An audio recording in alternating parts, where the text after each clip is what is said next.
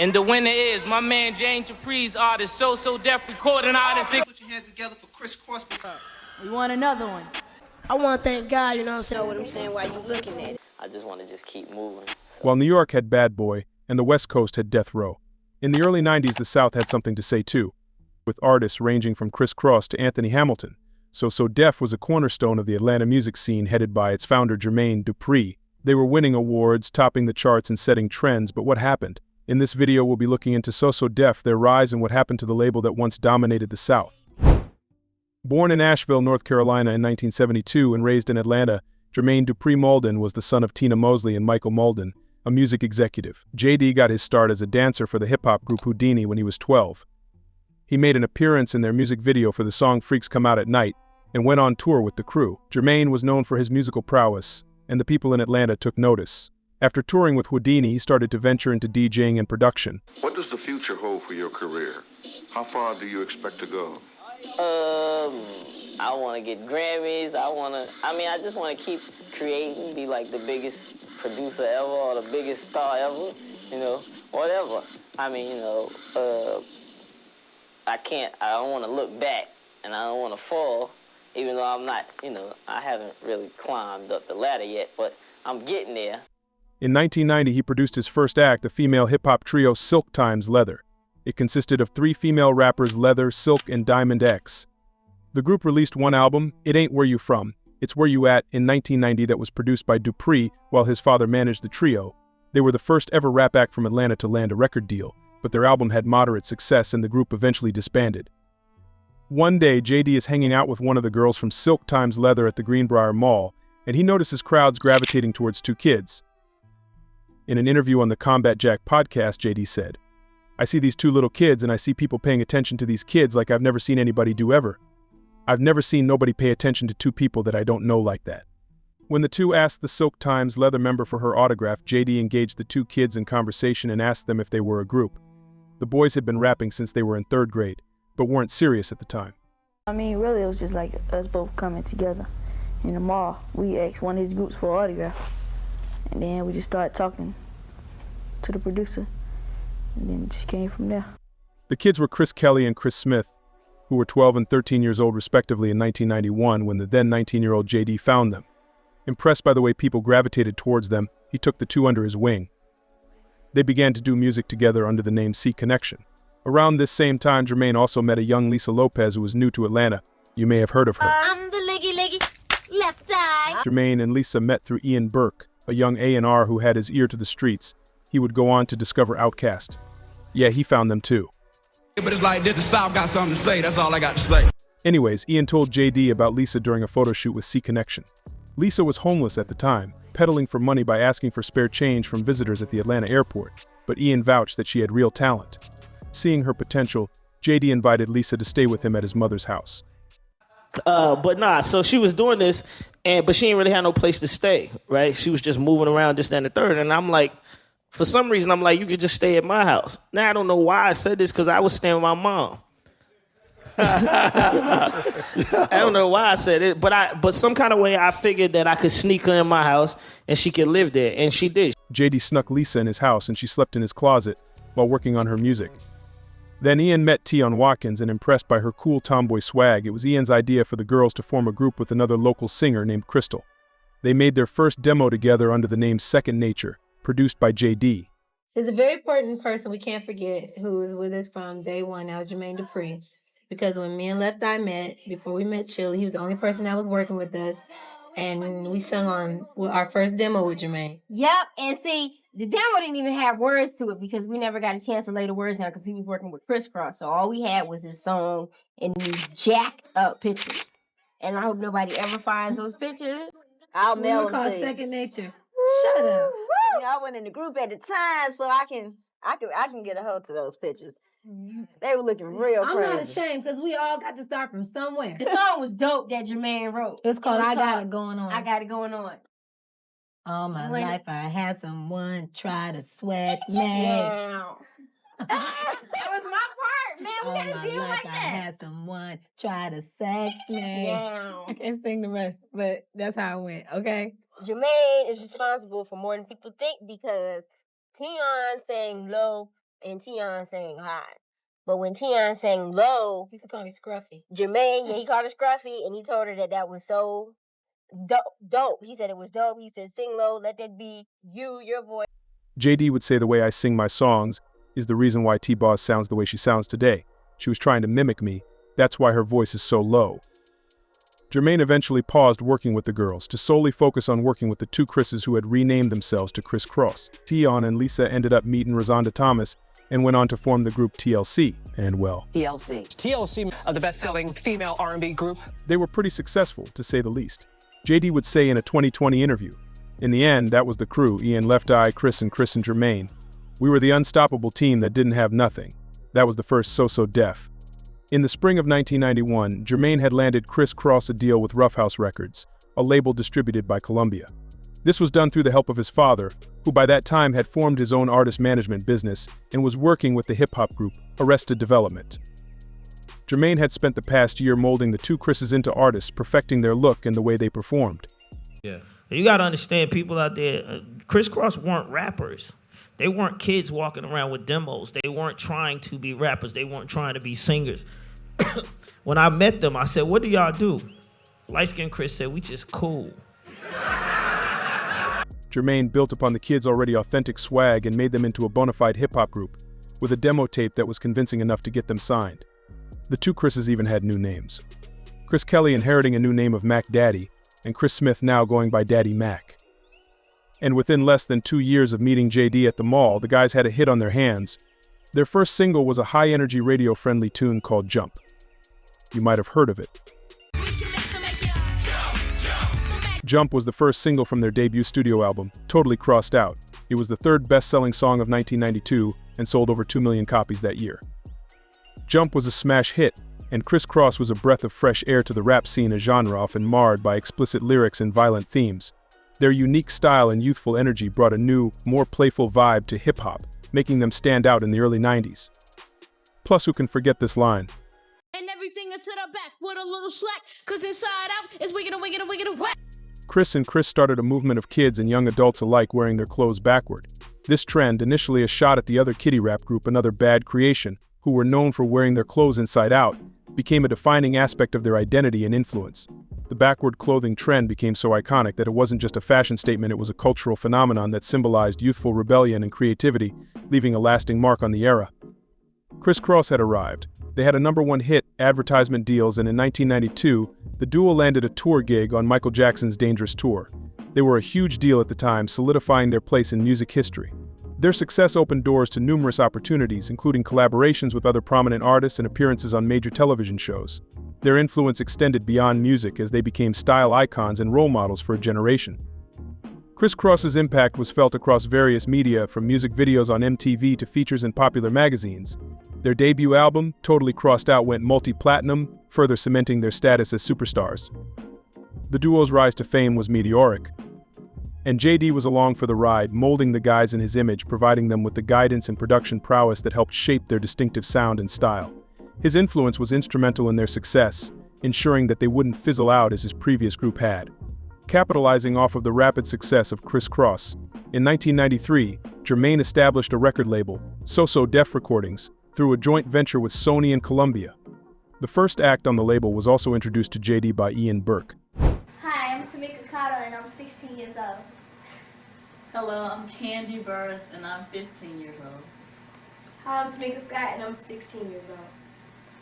Hello, I'm Natasha Scott and I'm 18 years old. Xscape was the first act signed to So Def. Jermaine Dupri, already familiar with the group after they performed at his birthday the previous year, saw their immense potential and was keen on making them the flagship artist of his brand new label.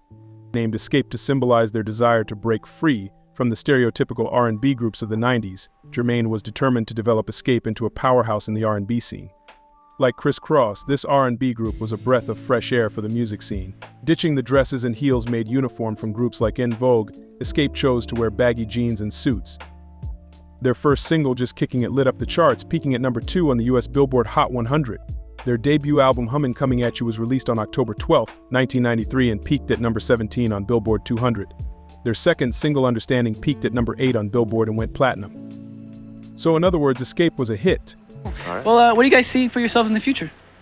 more platinum hits, and more fans like you all. Jermaine was on top of the game and seemingly had the Midas touch. With a new label and a new act, he was spearheaded towards success. He also met one of his most monumental artists during this time. Yo, check it out. This JD. Me and So Def Recordings presents the Brat Tat Tat Tat. Shawnte Harris, also known as the Brat, signed with Jermaine in 1992 after winning a rap contest sponsored by Yo MTV Raps and winning the opportunity to meet Kris Kross. The duo introduced her to the producer-turned-CEO, and she inked a deal with So Def. Her debut album, Functified, peaked at #1 on the US Top R&B Hip-Hop Albums chart and #11 on the US Billboard 200. She was the first ever female rapper to have a platinum album. Left out hanging. This like hip-hop history, so y'all, you know what I'm saying, y'all gotta pay attention, take heed. This ain't no, you know what I'm saying, ain't no faking here. We having a real deal party for the first female rapper to go platinum. No doubt. You know what I'm saying? So Def, Brat, you know what I'm saying? That's how we do it in 95. It's like that, From 1993 through 1997, So Def was on the rise. The crew was collaborating with other artists. Xscape was featured on Mariah Carey's Always Be My Baby remix, and Jermaine was producing and writing for artists like Usher, Lil Kim, and even Houdini. But while Jermaine and other artists were flourishing under the So Def label, Kris Kross faced challenges. Their second album, The Bomb, released in 1993, received mixed reviews. The teenagers had transitioned to a more hardcore style, abandoning their kiddie aesthetics just a year after their debut. The new album featured the two Krises using explicit language and adopting a new look, trading their iconic backward pants for a more mature style. This shift in their image and sound marked a significant departure from their previous work, leading to a mixed reception from fans and critics alike. The album, however, did reach platinum in the US and peaked at 13 on the US Billboard 200, a slight departure from the meteoric Totally Crossed Out. Their third and final album, Young, Rich and Dangerous, was released in 1996 from So Def and through moderate success, eventually reached gold. But in 1998, a new kid act would take So Def to new heights.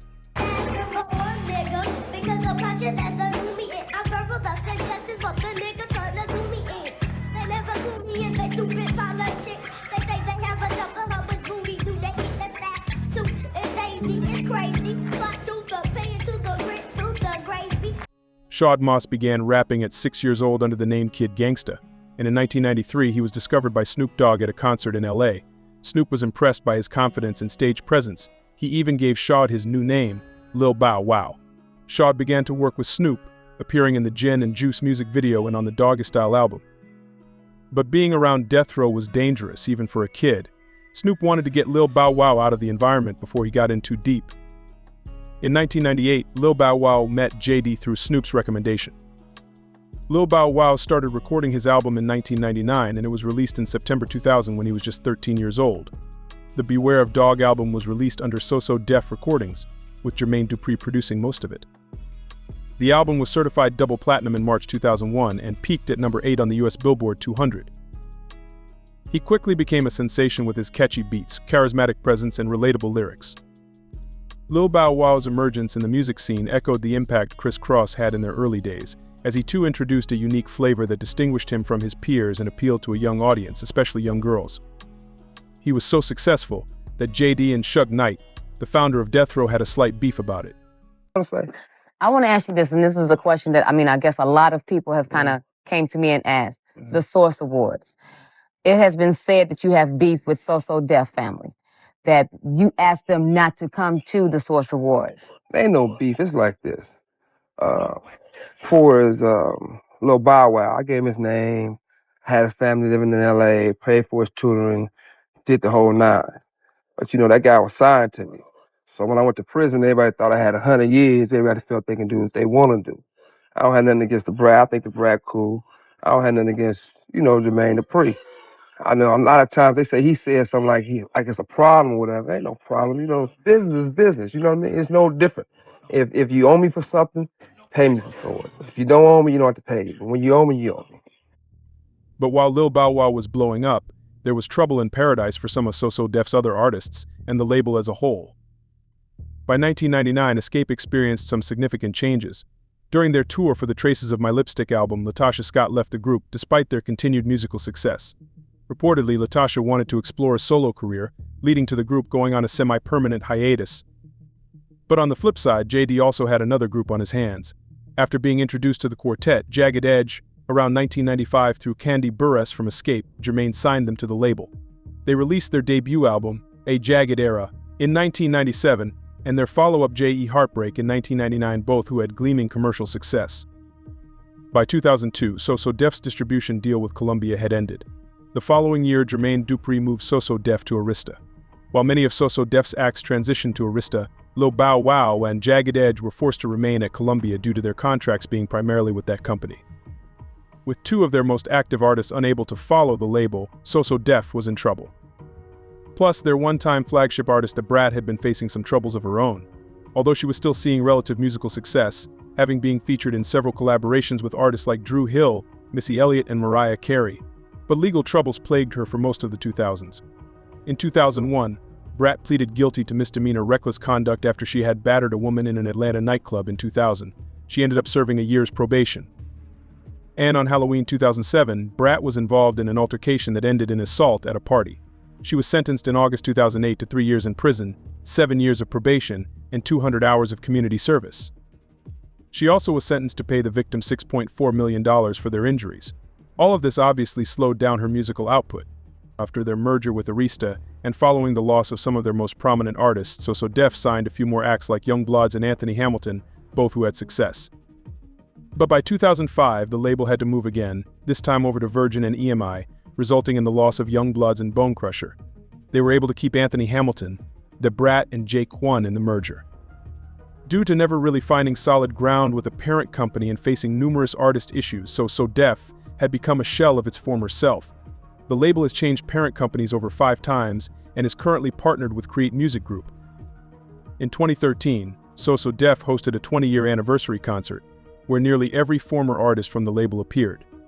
Two of note were Chris Smith and Chris Kelly, better known as Kris Kross, the artist who started it all. It would be their last performance together. Chris Kelly, aka Mac Daddy, would die from an overdose later that year. JD would send out a tweet shortly after his passing. To the world, Chris was Mac Daddy, but to me he was a son I never had. As much as you may think I taught him, he taught me. God has blessed me to be in the presence of so many naturally talented people, and Chris was one. So So Def may not dominate the charts like they once did, but their impact on the music industry is undeniable. Jermaine Dupri's vision and talent brought us some of the most memorable artists and songs of the 90s and early 2000s. Many of the artists are still relevant today. Xscape is even co-headlining a tour in 2024 with the group SWV, without Latasha of course. And while the label isn't as booming as it once was, JD is still producing for artists like Ari Lennox and Money Long. He has also introduced himself to a whole new generation through his reality competition show The Rap Game. The rapper Latto got her big break from winning the show. The grand prize was a recording contract with So So Def, but unfortunately for JD, she didn't take the deal. Even though the label had its ups and downs, from Kris Kross to Young Bloods, So So Def's impact on the South and hip-hop as a whole is monumental. So So Def will never be forgotten, as its legacy continues to influence the music industry and inspire new artists. Thanks for watching, and don't forget to like, comment, and subscribe for more deep dives into the stories behind the music.